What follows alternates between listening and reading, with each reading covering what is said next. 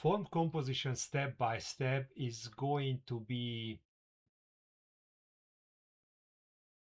sort of like an instruction manual that's going to guide you through how to look at the site in place and how you develop your design that can accommodate that your design and how do you do about it. It is going to I'm going to show you how good form is not decorative, it's rational. It's going to grow out of the building, a circulation, a function, and proportion. And I'm going to take you through step by step how to do this with an example. And hopefully it will make more sense as we go through this. Now, just a few reminders.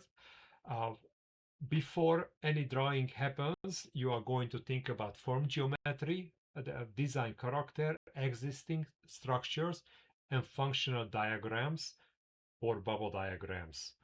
Uh, Remember the form geometry. We talked about rectangular, diagonal, arc and tangent, circular, angular, and curvilinear designs, and this was like 2 presentations ago. Design characters were we mentioned it as well, what kind of garden style you are going to uh, design or build, what are the garden characteristics, what are the site specifics, any structures on site, what are the client preferences, and then we are going to use functional diagrams, how to create, outdoor rooms usage patterns and how to access and connect all these together.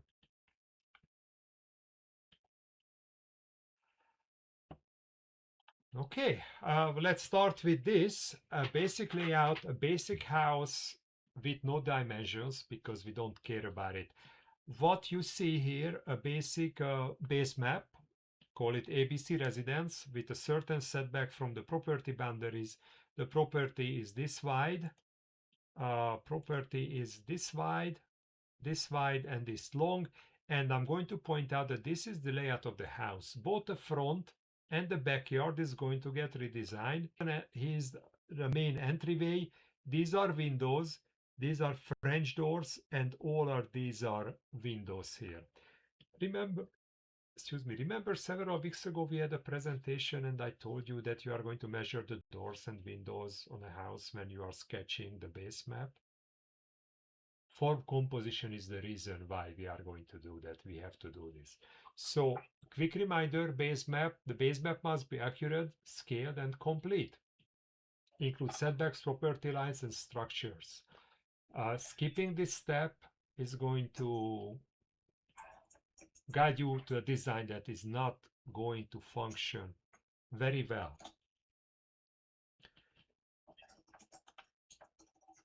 So, the way you are going to go about form composition, you are going to generate what is called the lines of force. You are going to lay out horizontal and vertical lines, and you are going to focus on the corners of the building and every single point when there is a door or window opening. Everything that's sticking out of the house in any way, shape, or form, you are going to line them up with helper lines.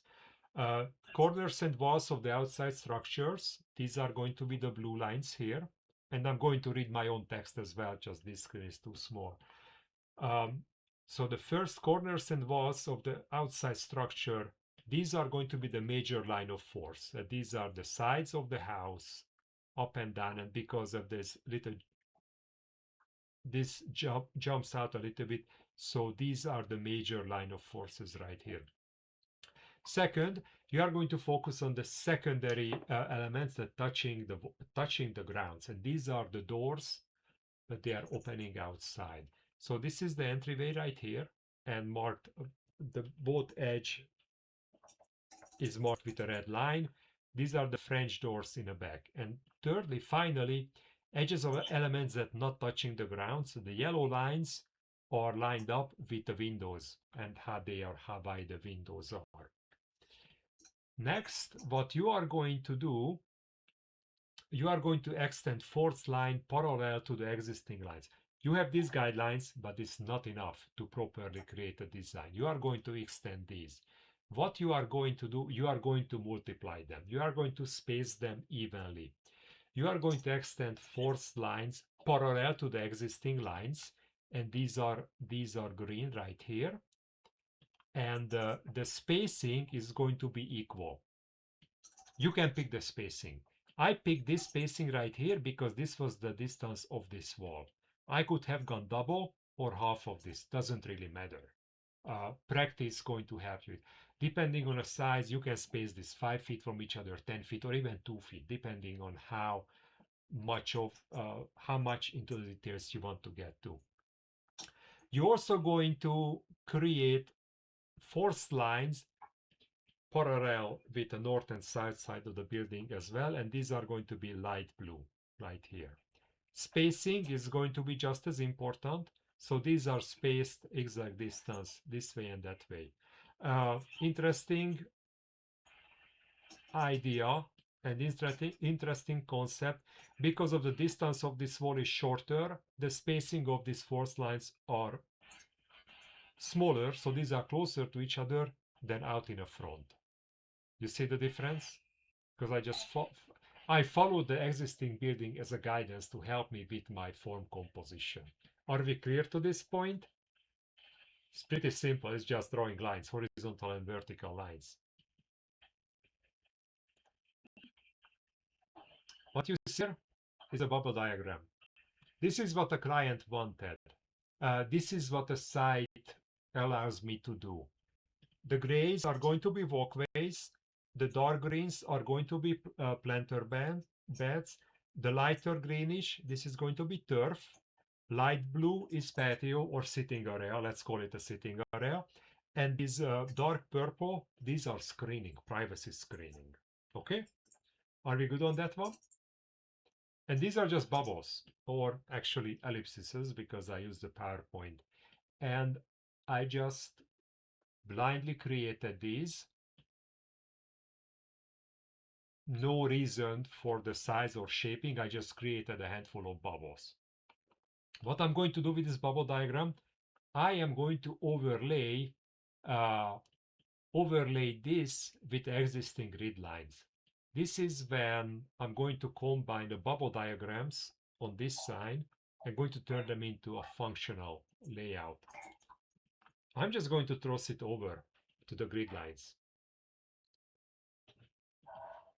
I'm going to pick a design team at this point, and I'm going to choose appropriate lines to accomplish the design team. So at this point, the easiest design team would be if I'm going horizontal and vertical lines, so going with a rectangular design.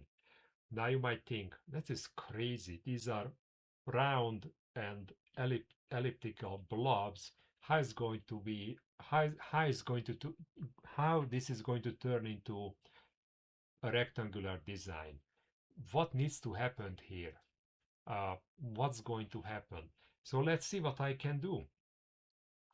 With this, I know the major forces coming off the building with doors and windows, and I know my outdoor rooms.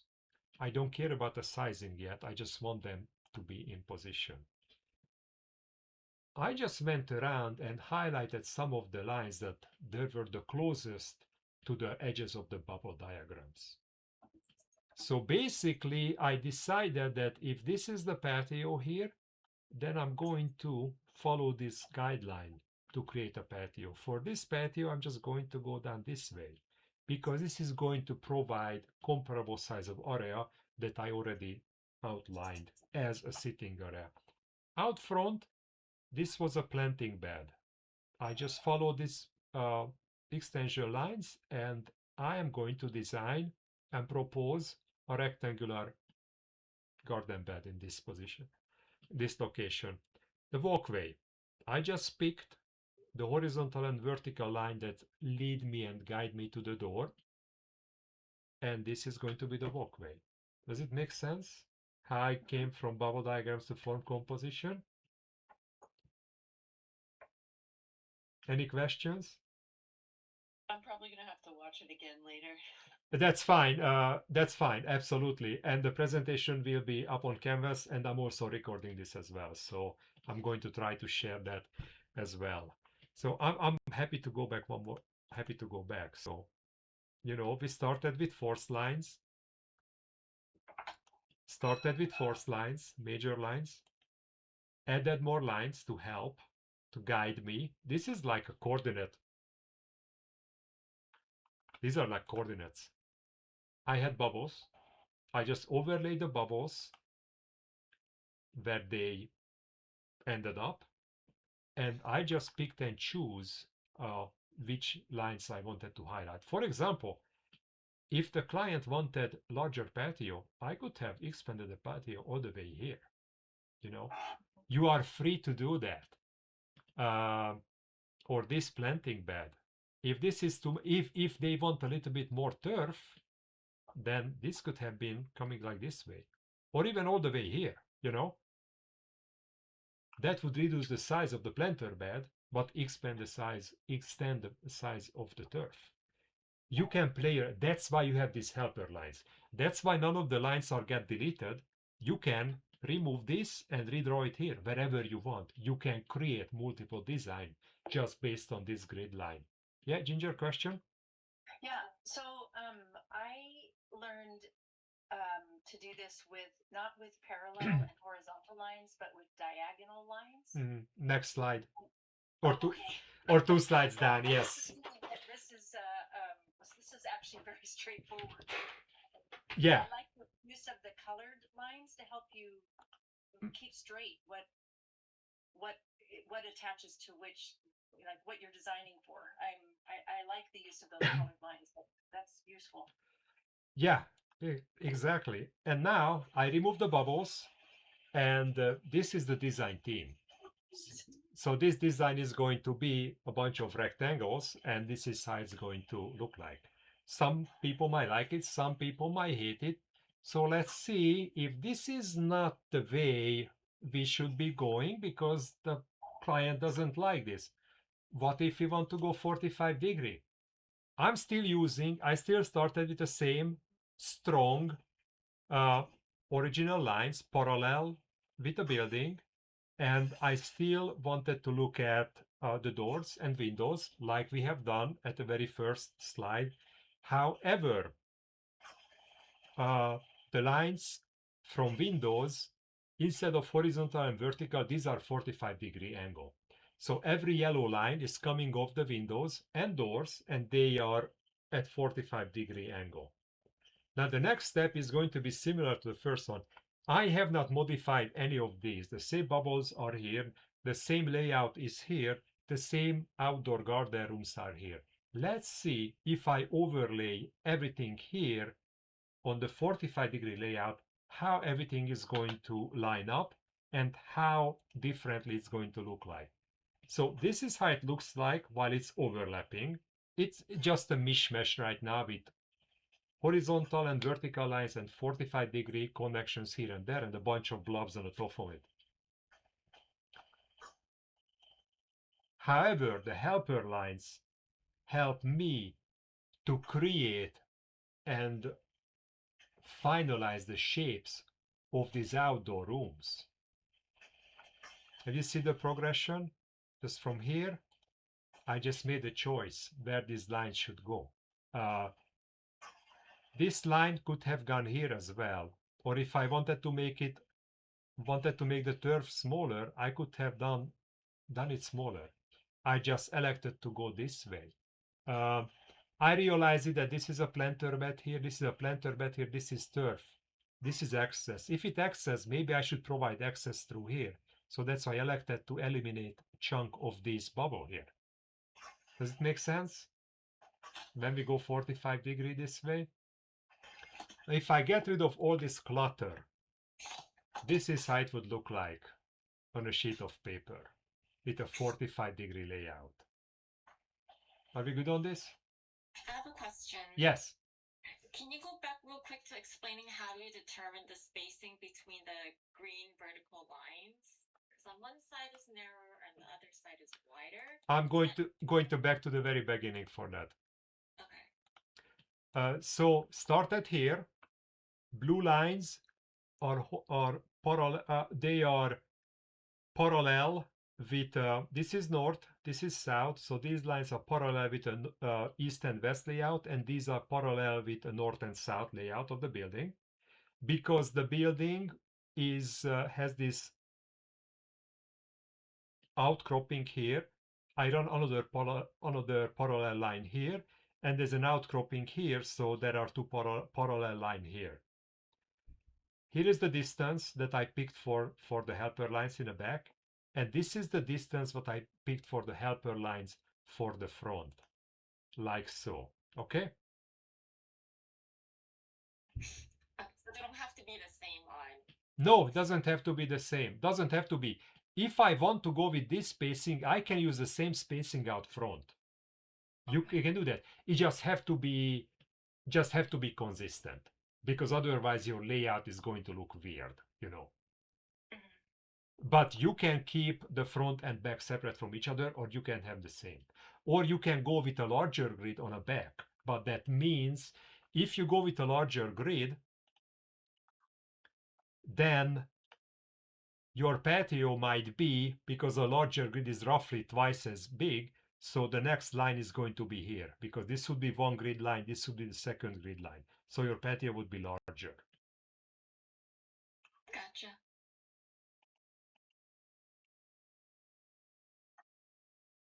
What if your client hates this? They want a little bit more flowy. It's a bit more ornamental. Why don't we try with circles? I did nothing else. I used the same horizontal and vertical layout, and I just find the points of it and just start drawing a few circles. I create some circles, you know, focusing on elements like the French doors, the back patio, the turf and the planter bed. And let's see how it's going to line up with the bubble diagrams. So either you can go horizontal or vertical 45 degrees, and then you can just play around with the forms. You play around with triangles, rectangles, circles, arcs, and that's how you get to here. So you have seen same house, same garden, same property, same base map, same guidelines, same structural lines, 3 different designs. Any questions? When you're doing this kind of work, I mean, from a workflow perspective, how much time, like if you were really, I mean, I'm sure you can do this quickly because you've done it a lot and you understand it, but how much, I mean, is this something that you should be able to work through pretty quickly in your design process? Like that's kind of the goal, is to like get some ideas out on paper or, you know, in a space relatively quickly. And then you spend more of your energy and time, you know, moving into the next phases, or if you're talking about timing and what to spend the most time on, spend the most time on talking with the client. The more information you get from the client, the better you are going to become the design. Once your base map is done and you have your horizontal and vertical, if you do it in a computer or even on a piece of paper, you make like 10 photocopies of it and you just start sketching and doodling. This part goes quickly. And you don't need to be accurate, because you create 3 different designs, you take it to the client and let them choose, you know? Yeah. So this part is the most difficult, the most challenging part is getting the most as much information of the client as possible, checking out the site, make sure all that information is correct, and getting the measurements done. The rest is just playing around with circles and rectangles on a piece of paper. Okay, thank you. Yeah, of course. And can you combine multiple ones? The front is a rectangle, back is 45 degree. Yes, you can. You don't want to combine 45 degree and rectangle out front. That would look weird. But if you can separate a space like a front and the backyard, you can combine these two. Are we good on this? A quick 20-minute introduction to form composition with helper lines and line extensions. Yeah, really helpful. Thank you. I just want you to spend some time going through the presentation in the same order as we went through it today. I believe on Canvas they are they should be in the same order. So start with the first one, and then follow bubble diagrams and the planting and this, and just read through the notes. And then these 4 presentations are the progression of each other. So if you just follow that, it would make sense. If there is confusion about this, let me know, send me a note, post something on Canvas. If this felt rushed, I'm happy to go through this one more time, the beginning of next class. I'm happy to do that, okay? Spend some time on it, sit on it, think about it, dream about it, and if there are anything that is questionable, just let me know. Happy to expand on it a little bit more, okay? Great, thank you. Excellent. Thank you for your patience. Thank you for participating. Thank you for the great questions. And I will see if I can post these recordings this time around. Hopefully I have four, and these are much smaller, so they should be fit better on a canvas. Great. Thank you so much. Have a great evening and sleep well. And then if you have any questions, feel free to reach out to me. Thank you so much. Thank you. Thanks. Bye.